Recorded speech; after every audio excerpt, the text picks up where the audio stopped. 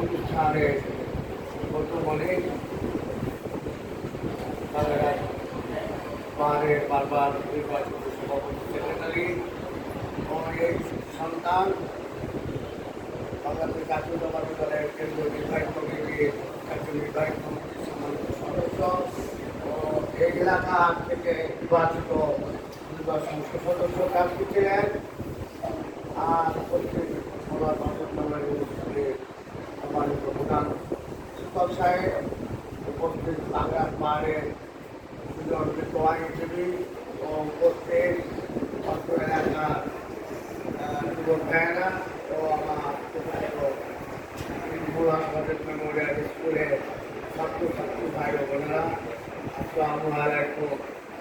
ওয়ালাইকুম আসসালাম। আসলে এমন কোনো অনুষ্ঠান না যে সেখানে কোনো কথা বলবো, একটা কথা বলতে চাই যে দেশের ছাত্র সমাজ এদেশের স্বাধীনতা সংগ্রামের পূর্বের থেকে সেই পাকিস্তান 47 সালে দেশ স্বাধীন হওয়ার পরের থেকে এই পর্যন্ত কত আন্দোলন হয়েছে।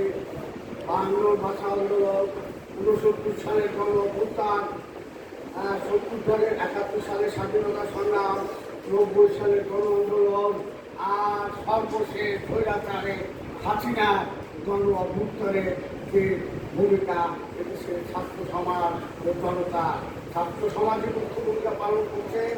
এবং সারা বাংলাদেশে ছাত্র সমাজ মধ্যমণি হয়ে গেছে, কারণ তারা যে ভূমিকা রাখছে এই ছোট ছোট ছেলেমেয়েরা 9, 10, 8, 7, 8 ছেলেমেয়েরাও রাজপথে স্বৈরাচারের বিরুদ্ধে আন্দোলন করছে, পুলিশের বিরোধিতা করে। পুলিশের আমরা 69 সালে আমার মনে আছে আমরা মিছিল নিয়ে বা একটে মিছিল নিয়ে গেছিলাম কলেজের থানা দেখার জন্য হাট। ওই সাইনবোর্ডগুলো দিয়ে আমরা তখন আমাদের পরে পুলিশ হামলা করছিল, পুলিশ হামলা করে আমাদের দাওয়া করছিল, এই গোলাতে আমরা করেছি।